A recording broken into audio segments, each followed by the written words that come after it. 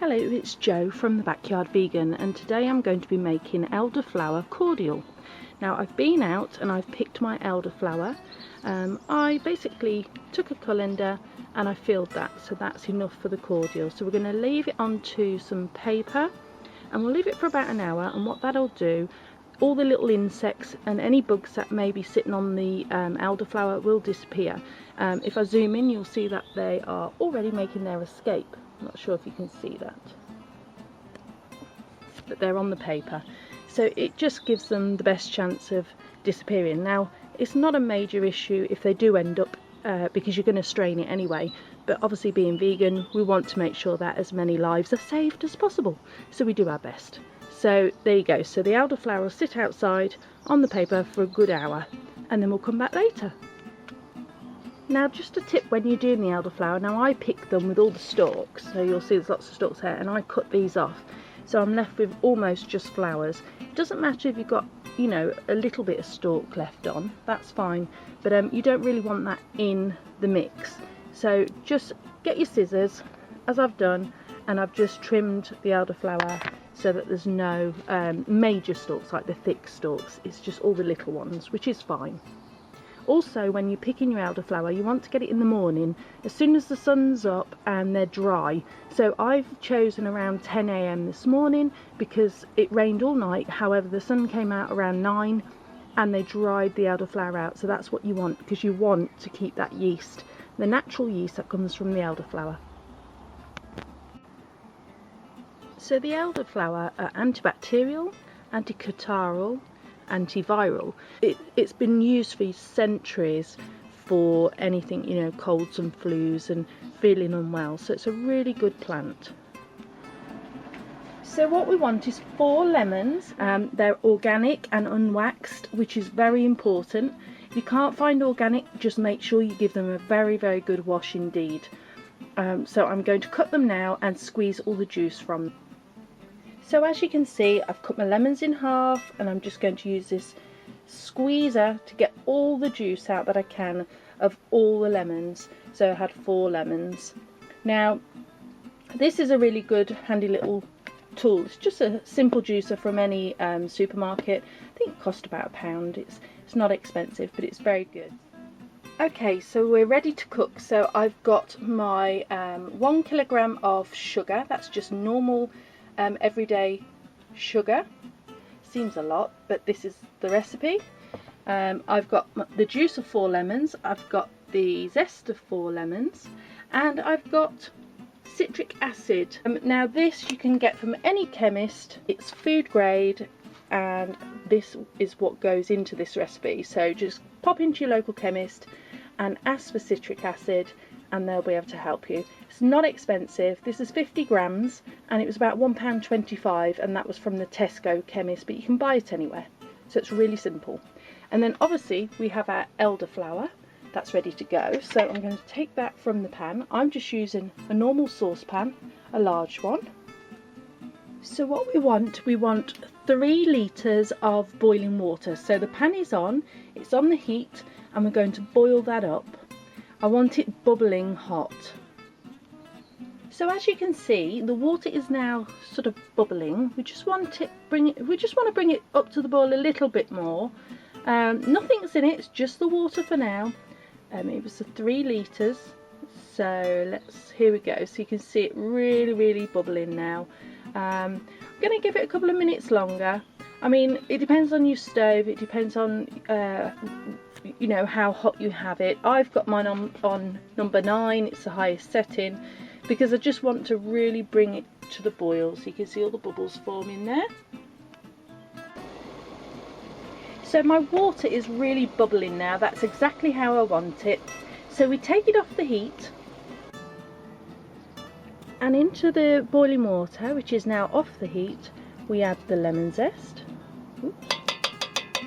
Just tap the bowl, make sure we get it all out. And we add the sugar. Now it does seem a lot of sugar, but it acts as a preservative, and also it's a cordial, so you do water it down when you drink it, so don't worry too much about the amount of sugar. And then we're going to add the citric acid, which acts as a preservative along with the sugar.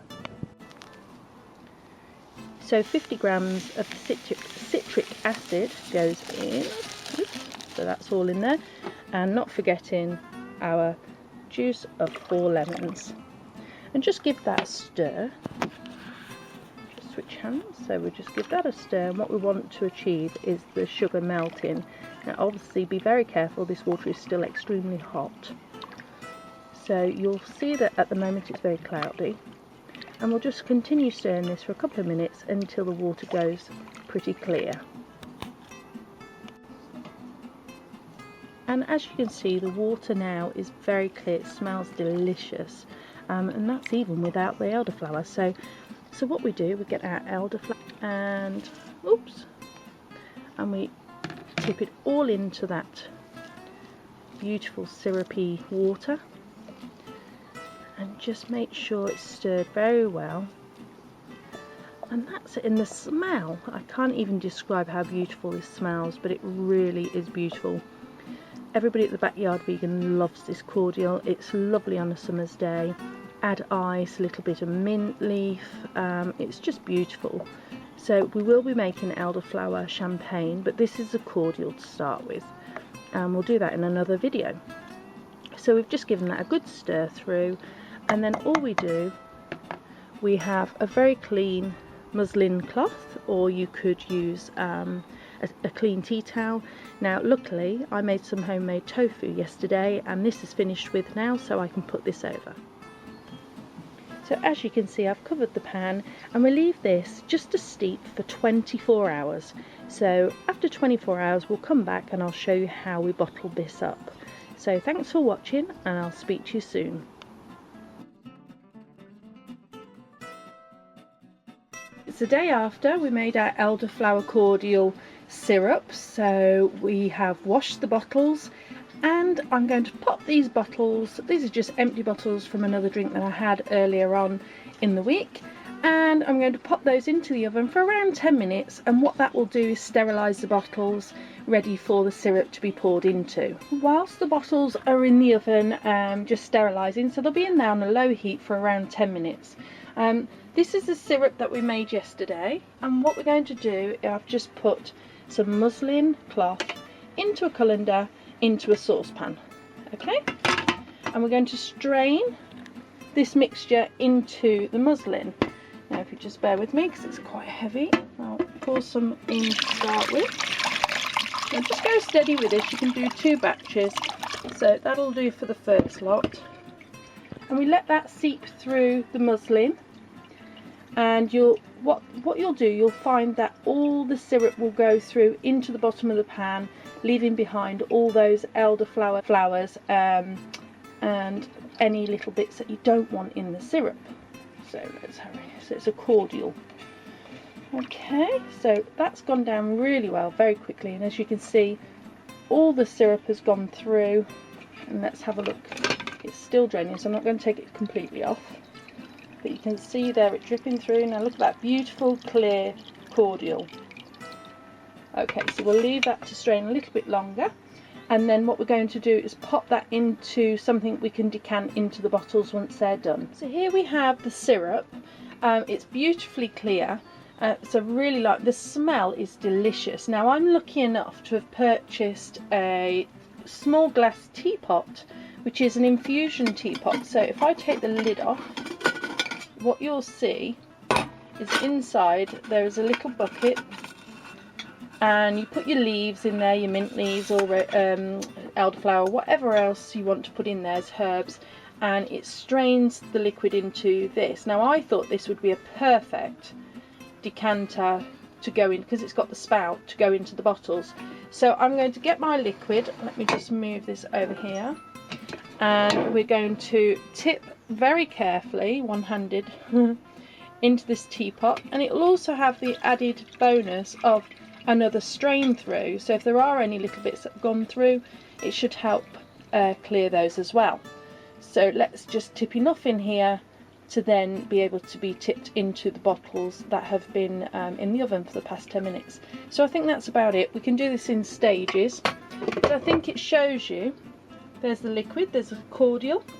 So now all I need to do is, as soon as the bottles are done, we can then tip this into the bottle. So the bottle has cooled down. I've just reused an old bottle, drinking bottle here. It's all nice and cold, and I've put a little label on. Now obviously if I was giving it away as a gift, I would print out a really nice label for it. I've got a glass with some cold water in, and from the elderflowers we've made the new cordial. So very carefully I'm going to tip the cordial into the bottle. Be very careful at this stage because it is quite sticky, because obviously it needs to be diluted down. So try not to spill it. And we'll just tip that in. Make sure it's up to the desired level that we want. So we're nearly there. Pour in every last drop. So I like to leave just a little bit of a gap, maybe about an inch from the top. And there you have it. You've got your beautiful elderflower cordial. Now what we do, we take our bottle and we tip probably about a quarter into the glass, and you can pop ice cubes, you can put some fresh mint leaves, you could do anything, some lovely herbs in there. Elderflower cordial is beautiful on its own. So cheers! Our bottles don't last very long, but they will keep up to 6 months in the fridge. Now I cannot tell you, and I can't stress enough how beautiful this drink is. It's refreshing, it's light, it's cooling, the smell is divine. It's just a beautiful summer's drink and reminds me of English summers when I was a child. It is delicious. All family will love this, and it makes a beautiful gift. Again, as I said, if I was doing it for someone else, I would actually print out a lovely label. I've recycled these bottles. You can buy new bottles from places such as Tesco, The Range, or any other store online. So I really do urge everybody to have a go at making this beautiful elderflower cordial. Thanks for watching. Take care.